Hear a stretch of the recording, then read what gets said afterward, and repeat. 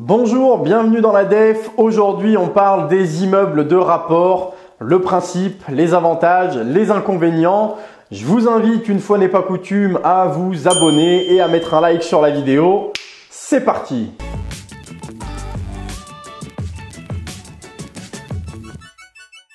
Acheter un immeuble de rapport, ça consiste en quoi? Eh bien, tout simplement en le fait qu'on va acheter un bâtiment dans son intégralité et non pas un des appartements qui composent l'immeuble.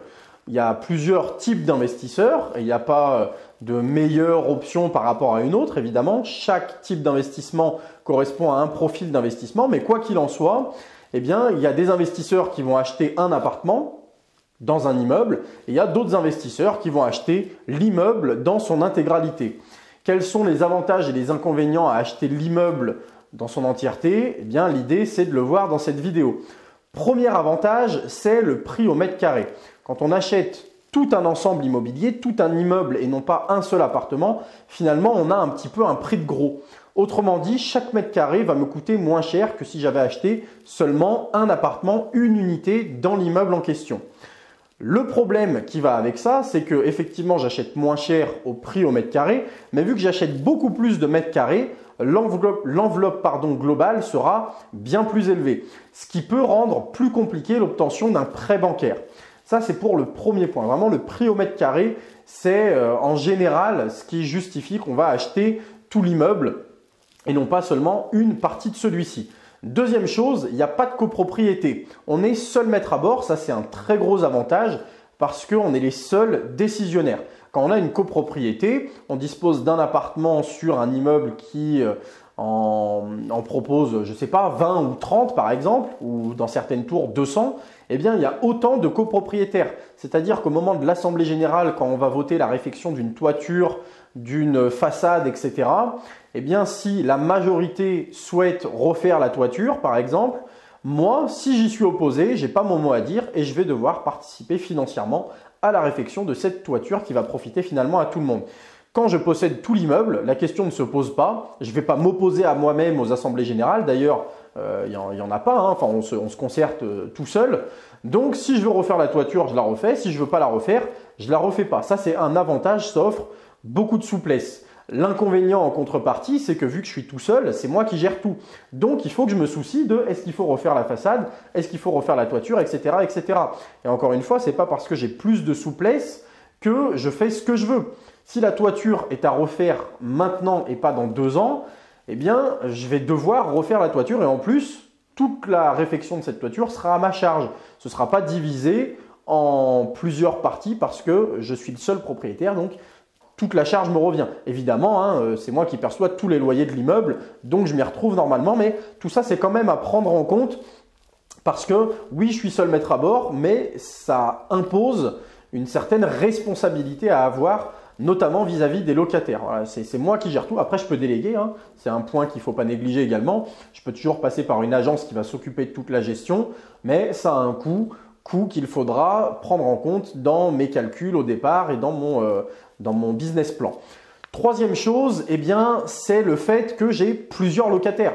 C'est un gros avantage. Si j'ai plusieurs locataires, je vais diluer mon risque dans le sens où si j'ai un seul appartement et que mon locataire s'en va, eh bien, j'ai personne qui va me permettre de rentrer des loyers pour payer mon crédit. Alors que si j'ai un immeuble avec 10 locataires dedans, si l'un d'eux s'en va demain, c'est pas grave, j'en ai encore 9 qui vont me permettre normalement de rembourser mon crédit, de payer mes charges, etc. Donc on va diluer le risque par le nombre de locataires. Attention, avoir plusieurs locataires, c'est encore une fois aussi plus de gestion et potentiellement plus d'embarras. Gérer un locataire, ça peut se faire. Encore une fois, si on le gère en direct, après si on délègue à une agence qui en est 1 ou 20, ça ne changera pas grand-chose. Mais si on gère en direct, un locataire, ce n'est pas la même chose que 10. Parce qu'un locataire, il n'a pas des problèmes tous les jours. Par contre, si j'en ai 10, j'aurai peut-être un qui a un problème de chaudière un jour, le lendemain un autre qui a un problème parce que j'ai pas perçu la CAF par exemple s'il est éligible, et puis le surlendemain j'en ai un autre qui a des cafards dans l'appartement. Enfin, je prends des exemples en tout genre, mais il faut être conscient de ça. Quand j'ai plusieurs locataires, c'est aussi potentiellement plus d'emmerde. Quatrième et dernier point que je voulais évoquer et je terminerai là-dessus, c'est le fait que si je possède un immeuble entier, eh bien, je vais aller plus vite. Parce que je vais réduire les délais du nombre d'appartements. Si j'ai un appartement dans une ville, un autre dans une autre ville, un autre dans une autre ville, etc., en termes de gestion, c'est beaucoup plus long. Déjà, rien qu'en termes d'achat, acheter 10 appartements ou un immeuble de 10 appartements, eh bien, ce n'est pas la même chose. Parce que 10 appartements, je vais faire 10 visites, je vais aller 10 fois chez le notaire pour le compromis, je vais obtenir 10 financements, je vais retourner 10 fois chez le notaire pour la signature de l'acte authentique, etc., etc. Si j'achète l'immeuble, eh bien, j'ai une visite, un compromis, un financement et un rendez-vous notaire pour la signature définitive. Donc tout ça, il faut le prendre en compte. C'est un avantage évidemment de les réunir au même endroit. Avantage qui implique lui aussi un risque parce que avoir un bien dans 10 villes différentes ou 10 biens au même endroit, eh bien ça augmente mon risque. Si demain le marché lyonnais se porte très bien mais que le marché bordelais se porte très mal, j'ai un appartement dans les deux, eh bien, les potentiels plus et moins-values vont se lisser et vont s'équilibrer. Par contre, si j'ai 2 biens à Bordeaux, dans l'exemple que je prenais, et que le marché bordelais s'effondre, eh bien, mon risque entier est sur une seule ville. Donc ça également, c'est pareil, il faut le prendre en compte. Quoi qu'il en soit, j'ai essayé de vous donner les grands axes, les grands avantages et les grands inconvénients de l'immeuble de rapport.